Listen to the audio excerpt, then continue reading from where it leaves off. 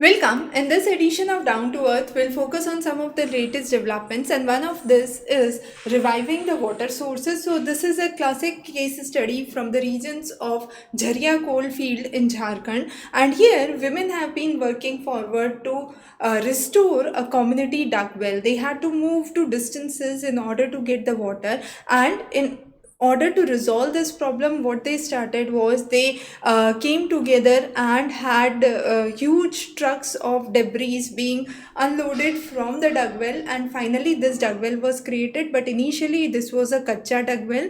Finally there were bamboo sticks which were placed to make the boundary, and taking out the water position less riskier than before. So those were some of the developments that were seen. Now under this there have been various transformation. For example, the Amrit mission by the central government, which is the Atal mission for rejuvenation and urban transformation, talks about how the pilot projects of the dug well have been working well in the Dhanbad municipal corporation, in the Make Piani Abhiyan, through the Delhi-based non-profit organization. The next is the early heat waves which have been recording. So this year, February has earmarked series of heat waves, specifically in the areas of Goa, Maharashtra, where the winter months are usually considered till January and February. But in this year, we have seen the earliest heat waves which have been recorded in the last 4 years, starting the month of February itself. The severity has constantly been rising. Around the 15th of May, we have seen the highest temperature going up to 43 degrees, 44 degrees in part of India. Also, the night temperatures have been above normal, which includes that these regions have at least 1 degree Celsius temperatures higher than the other states, and reportedly rising temperatures have been seen in the regions of Gujarat, in the regions of Maharashtra and Goa. The next is plastic impact on biodiversity. So, proceedings of National Academy of Sciences have talked about microplastics which could reduce photosynthesis rate up to nearly 18%. Now, the studies have been done on various forms of plastics and its impact on photosynthesis, and it has been found that the presence of microplastics have reduced the rate of photosynthesis from an average 7 to 12% across various terrestrial plants, marine algae, and freshwater algae, and this has further been expected that it would reduce the photosynthesis rate, or it has the capability to reduce it to up to 18%. Now this plastic has a severe health effect, specifically on birds, and then on the short-tailed shearwaters in Australia. They have been found that ingesting plastic could lead to neurodegeneration in the chicks, which are only 90 days old or 3 months old, and this led to symptoms which resembled Alzheimer's in human beings. Now, this plastic ingestion has led to cell rupture, multi-organ failure affecting the stomach and the liver. The next is the rice prices have been rising globally. Now, the UN Food and Agricultural Organization talked about the global projected paddy production, which reached a record 543 million tons. This was driven by strong harvest in India and affordable weather conditions in Cambodia and Myanmar. Now, Philippines also talked about the India's domestic production had led to lifting of the export reduction restrictions on rice, which has stabilized the rice prices a bit. But the rice prices have dropped to their lowest in the last 2 years, and there has been forecast that there would be further rises in the price of paddy or rice. In Bangladesh, government imported rice from India, from Pakistan, to curb the rising inflation of rice. Similarly, in Cuba and Nigeria also, the rice prices have recorded high in the recent years, and this has been because of the shortage of fuels, shortage of fertilizer, which have led to increase in the price. The next is the transformation in the dairy section, and this has been because of the sex semen technology. Now, through this technology, farmers in Uttar Pradesh have been able to increase their income welcome and reduce the stray cattle. This was a center which was established in 2019 at Babugarh Deep Frozen Semen Center, and this used US patented methods. Now the idea is to separate out the X and the Y chromosome. The male chromosome has been inactivated and stored the high X sperm at nearly minus 196 degrees Celsius, which is a kind of cryopreservation technique that could be used. Along with Uttar Pradesh, there are other states and 3 more private centers which have been working for it. This has been adopted under the Rashtriya Gokul Mission in India. Now the selected institutes include IIT Delhi, IIT Madras, then you have Lala Lajpat Rai University of Veterinary Sciences at Hisar, and Indian Veterinary Research Institute along with ICAR. Now the idea is to focus on a label-free technology to produce it without using a dye. There have been various scientists who have been working which have raised the concern about the DNA damage caused by the dye, and this could negatively impact the genetic makeup of an animal. However, the chromosomes which are kept as X and Y under the cryopreservation techniques and later patented have been applied using special dye, and then they are exposed to ultraviolet UV rays. The fluorescence helps them to distinguish between the inactivation of the Y chromosome and the activation of the X chromosome. And this case, the artificial insemination technique is the one that works. The next is, despite the efforts that have been taken for this technology to being brought, there have been nearly 10 to 15% decrease as compared to the conventional artificial insemination methods, as has been published in International Journal for Veterinary Sciences, and this could be due to the low sperm count. Also, there has been studies which talked about the other potential factors like the conventional semen, which undergoes a cooling at around 4 degrees with 20 minutes to preserve the vitality. The sorting mechanisms have been different, and these could be again one of the reasons.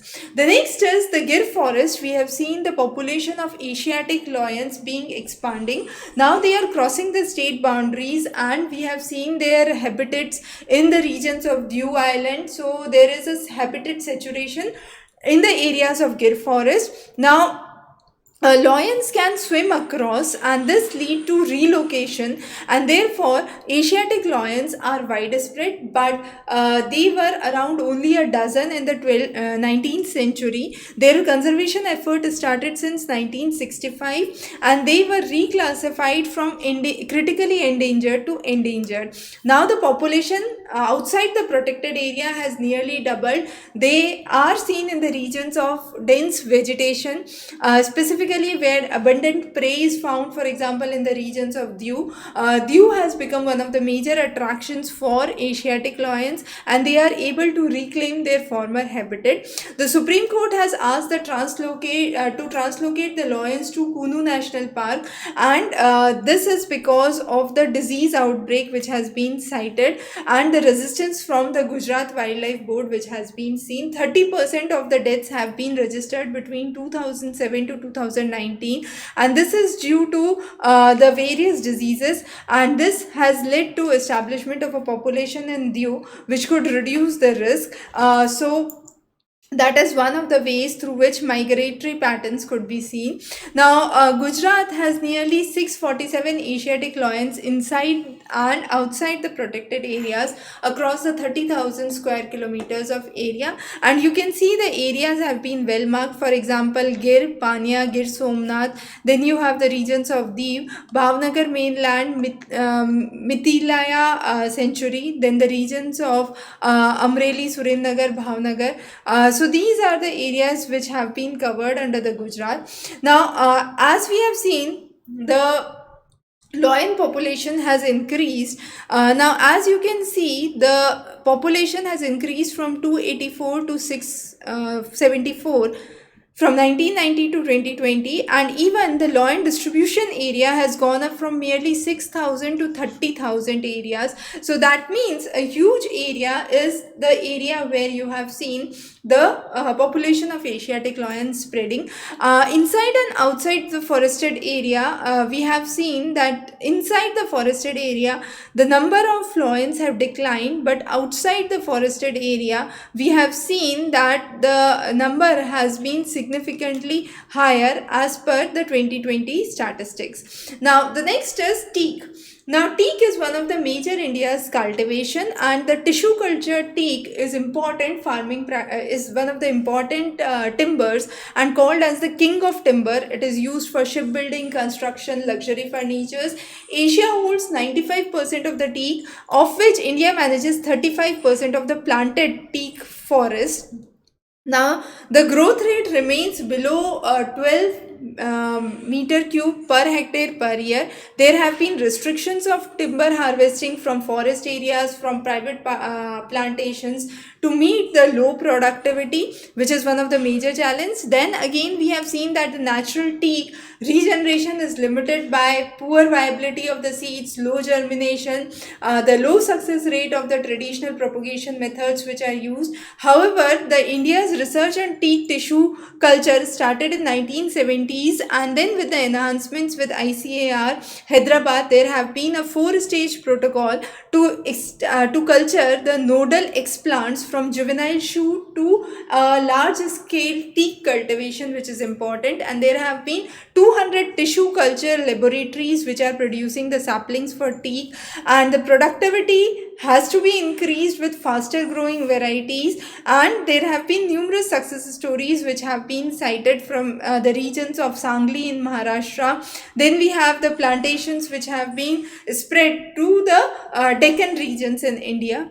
Now, the usable wood per tree has been varying in terms of the plantation, and then the benefit to cost ratio has been different in different cases. So these are some of the important statistics that we have considered. The next is the US trade restrictions on pharma and WTO dissolution. Now, with the reciprocal taxes coming in, ad valorem taxes, we have covered that in one of the separate videos, so just refer that. But the pharma industry is unsettled. Many companies are actually forming a tariff task force to understand a detailed impact of the expected and now the 26% tariff on India. Now, this policies would actually imply that any export which is going from India to the mainland United States would actually incur a tariff of 26%. That means the cost of that commodity in the mainland US increases by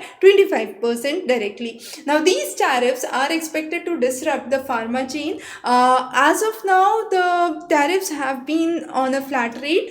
However, there have been current exemptions on critical minerals and pharma, but these tariffs are expected to come in a while. So again, there have been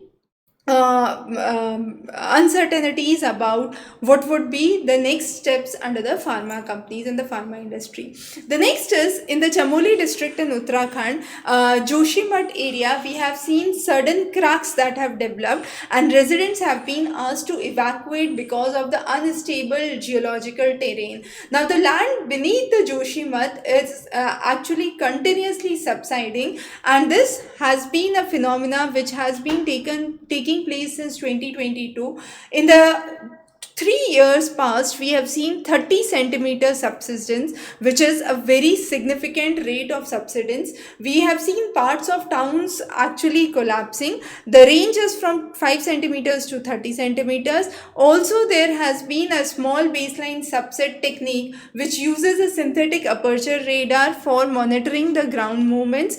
Also, there have been displacements which are ranging from various periods. The various sources for research data have been used along with remote sensing techniques to identify the rate of subsidence and the hotspots in the regions of Joshimath Valley, which is basically the intersection of two national highways. Now, these areas are the areas where the ground has been sinking at the highest rate. However, there has been a subsidence in the other areas as well.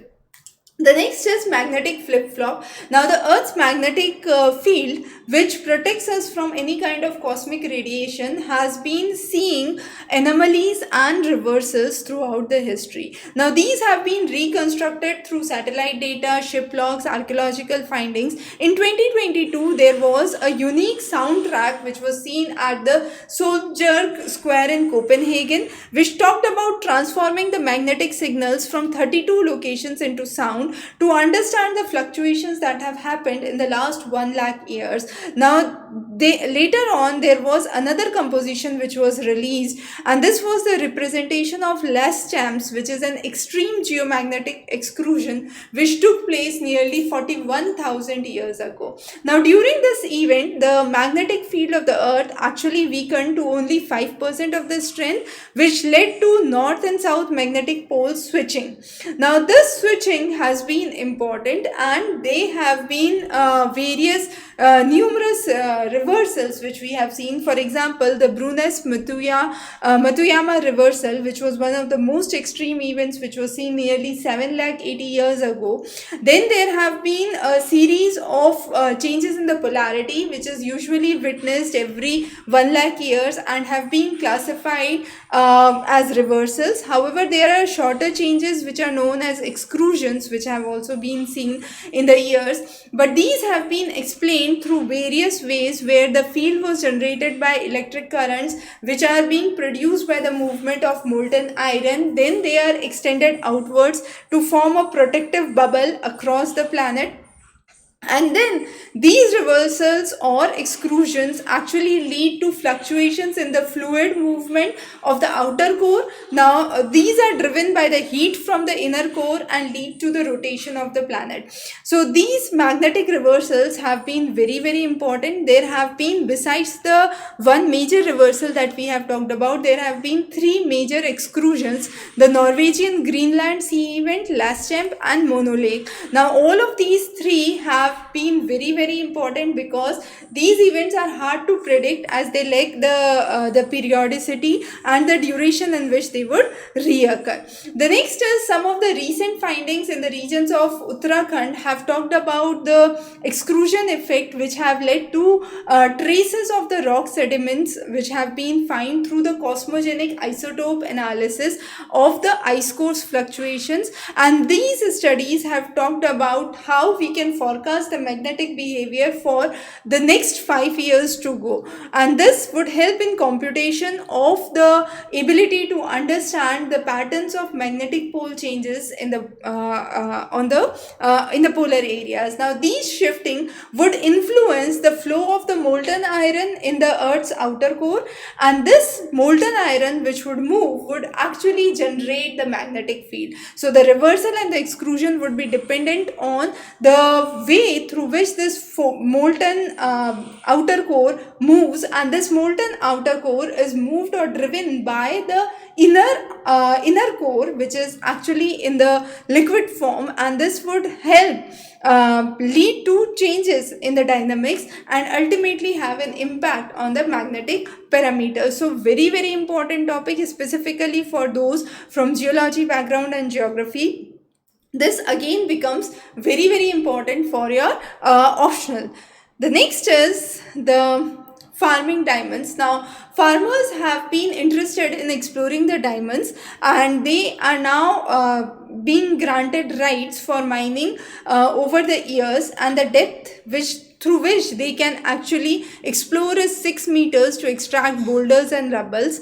Now this has been seen before the onset of the monsoon season. Now the extracted gravel is transferred into a temporary water-filled pit, where they are left overnight to remove any kind of dirt. Then the soil is actually identified to see if there are any precious stones. So Panna in Madhya Pradesh is one such region which has been home to numerous precious gemstones, and the landowners are now searching for these precious landstones, because they are able to employ laborers and contractors and unearth the material in the drought prone areas of the regions of Panna. So it is an area where actually Private mines are now coming in for the quest of diamonds, which are employing thousands of laborers every year. So 1 in billion, we could say. For example, in 2024, Swami Deen Pal discovered a 32 carat diamond in a small field. Now this was worth nearly 1.5 crore. Now this diamond was found with a search after nearly 3 years, and then this was rubbed and polished and finally identified that this could be a real diamond. Now that is how the thing has been in the regions of Madhya Pradesh. However, it is just 1 in billion that a person was able to find a diamond in the small fields. The next is, the world is now seeing a higher levels of public debt ever before. Now this has been affecting not only the developing economies like India, but has been affecting the developed economy, and there has been a rising burden of the debt services. Now United States for the first time allocated more funds to debt servicing than to military, and UK also is also facing the same debt death spiral. Now what is important to understand is there are being efforts to impose taxes on fast food purchase, which could be in the form of tacos or pizzas, but that would that help in actually curbing the nation's debt burden? The simple thing that we are trying to highlight here is that this debt crisis is not it is not a problem of a single country, but it is escalating globally. With the 14th International Debt Management Conference, which was held in Geneva, it was considered that Roman god Janus, which symbolizes the past and the future perspectives, to stress the need for accumulating debts and their long-term consequences. The global public debt has recorded the highest, which has been nearly 100 trillion tons by early 2025, with the nations not even able to repay the interest payments. Now this dire situation has been further worse for developing and less developed countries. We have seen examples from neighboring countries of India, we have seen examples from Sri Lanka, from Bangladesh, from Pakistan, and to manage these financial obligations, there are nations which must work in the field of essential sectors, which is primarily health and education. So there have been efforts which have been going on to understand the geopolitical landscape and the aftermaths of the pandemic that had impacted most of the nations. Along with that, the climate change, the climate crisis, and this together has led to severe debt crisis for most of the countries. Now the next is the works which have been done by local communities. Now under this, we have talked about the Ashok Arakot Abhiyan, which is a foot journey through the Western Himalayas to reconnect the local people. Now there were 40 people who started the track from Pangu in Uttarakhand, from Askot to Arcot, and which is nearly a 750-kilometer track. They actually helped communities come together, understand the resources which are being depleted, specifically the regions of Kumaon, which is considered as one of the most important horticulture centers in India. And the idea is to bring in the youth participation, to dwell in the motivation from the youngsters to help revive that area. Now the communities and the local traditions should be brought together, and this is the central route, as you can see in the green, is the route through which this Arcot route actually Abhiyan actually worked, and this aims to preserve the culture and the ecological heritage. Now the millions of Indians who are employed in the mines, factories, are being exposed to silicosis, which is a lung disease that is because of inhalation of the dust, and because of the negligence of the employers, unawareness of the workers, and no national program to combat silicosis. This has led to significant burden on India in terms of the diseases like tuberculosis. And there have been reports from Bhagirath, from Panna, from Mahoba and Delhi to understand how people have been hospitalized frequently with deteriorating health, with a minimum of 5 lakh being spent on simple treatment procedures. The inhalations have been seen for fine silica dust for 17 years in the regions of Panna Tiger Reserve, and this has led to tuberculosis, silicotuberculosis in many cases. These fine silica particles actually lead to fibrosis, reduced functioning of the lung, and ultimately lead to tuberculosis or lung cancer, specifically seen in workers with mining industries, stone processing industries, and factories which actually produce or work with stones or stone crushing industries. Now, ICMR along with the National Institute for Occupational Health Ahmedabad has talked about mistaking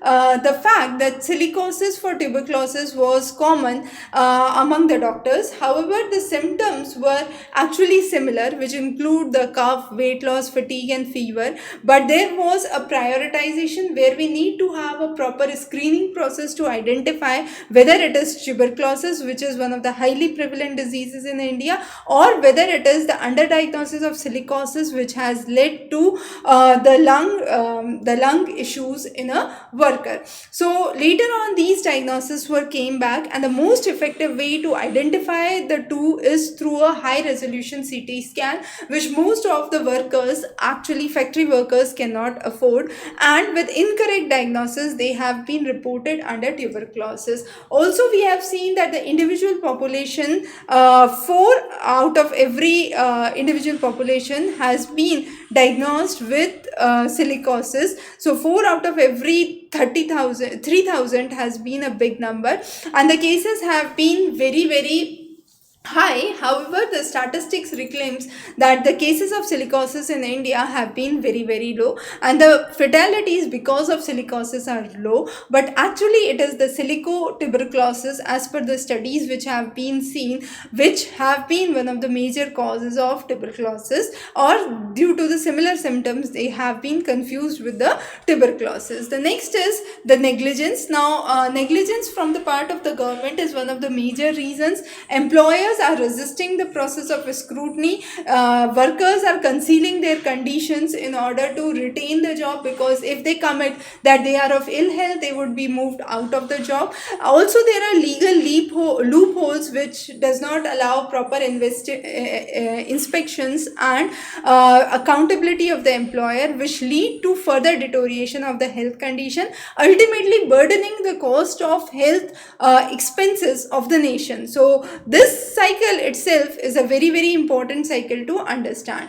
So what at this point is important is to understand that reducing the exposure to silica dust is important, and employers can have proper controls like dust barriers, exhaust fans, employee rotations, which could actually help in reducing the stress conditions and ensuring that better facilities are being provided. Also, rehabilitation services for the workers, providing them with proper equipment. Taming the tuberculosis is one of the papers which was published in 2023 by Sarkar, and this talked about eliminating tuberculosis, which is projected to affect nearly 52 million workers which are exposed to silica dust by 2025. Now, since this has been a very high vulnerable group which has been affected by lung disorders, it is again important that we need to focus on the study which was on the global antimicrobial resistance,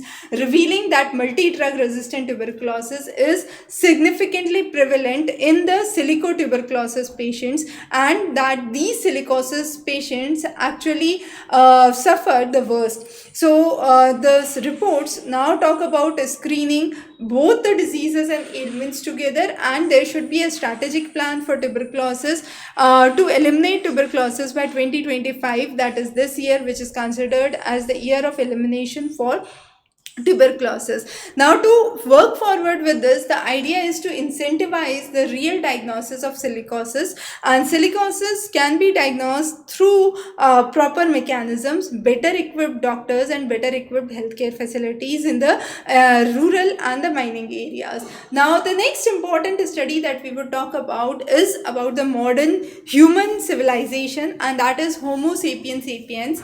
And this talks about the evolution from two ancient population, which is Homo erectus and Homo heidelberg, which actually interbred nearly 3 lakh years ago and finally led to evolution of modern human beings, which is Homo sapiens sapiens.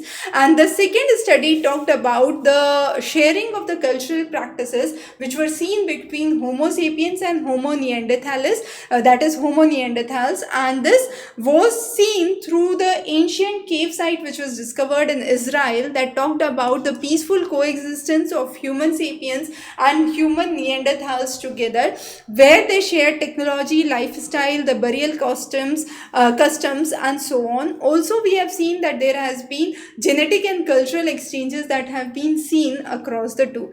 The next is the air quality.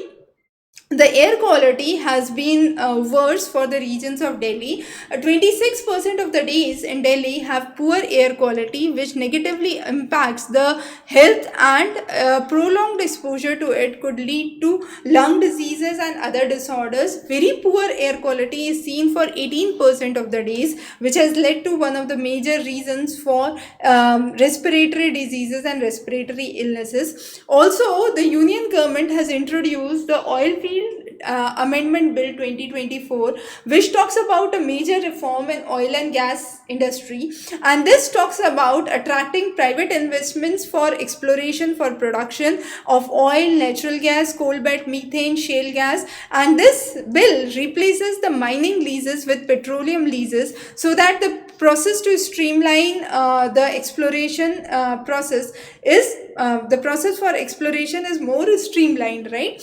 The next is in the regions of Arunachal Pradesh. Arun Parivar Authority Bill 2025 has been passed to enhance governance in the regions of Arunachal Pradesh, to create a family-based identification system for welfare. Arun Parivar Patra ID has been brought, and this would be a essential ID for welfare schemes and to improve service delivery across the state. Madhya Pradesh has talked about industrial promotion policy, specifically focusing on EV, renewable sources, and biotechnology. Besides that, we have seen the cases of Guillain-Barré syndrome on rise in Pune, and that was because of the water contamination. So state authorities have been talked about to help eradicate the water contamination in the regions. Uttar Pradesh has seen a huge amount of chromium proportions in the groundwater, and the authorities are now talking about actually working on reducing the amount of chromium which has been seen in the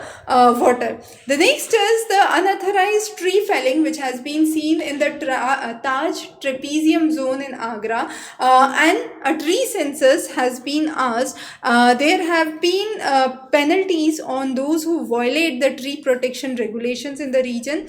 Now that has been specifically for the Taj trapezium zone in the regions of Agra.